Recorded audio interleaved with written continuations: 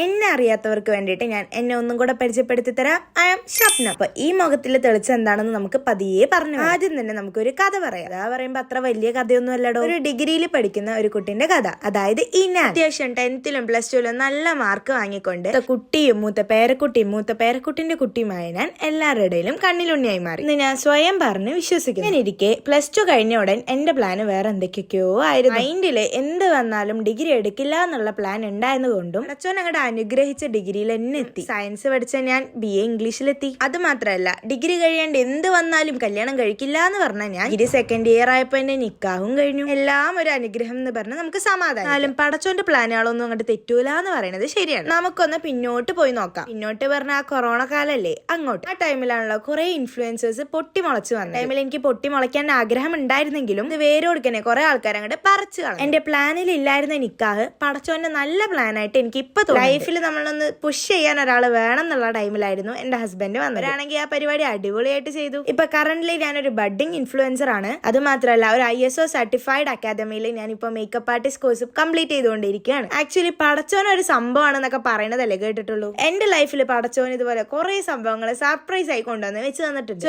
നേരിട്ടല്ലെങ്കിലും സ്വന്തം ആൾക്കാരുടെ രൂപത്തിൽ കുറെ ഹെൽപ്പുകൾ പടച്ചോൻ ചെയ്തു. എന്താണെങ്കിലും ഞാൻ ഇവിടെ ഈ വീഡിയോസ് ഒക്കെ ഇടുന്നത് ആക്ച്വലി വലിയ റീച്ചിന് വേണ്ടിയിട്ട് മാത്രമൊന്നുമല്ല, എന്റെ ലൈഫിലെ ചില മൂമെന്റ്സ് ക്യാപ്ചർ ചെയ്യാൻ കൂടെ വേണ്ടിയിട്ടാണ്. ഇന്ന് ഇത്രേ ഉള്ളൂ. നാളെ ഇതിന്റെ ബാക്കി വീഡിയോ ആയിട്ട് വരുന്നതായിരിക്കും. അപ്പൊ ഫോളോ ചെയ്ത് കൂടെ കൂടിക്കോളൂ.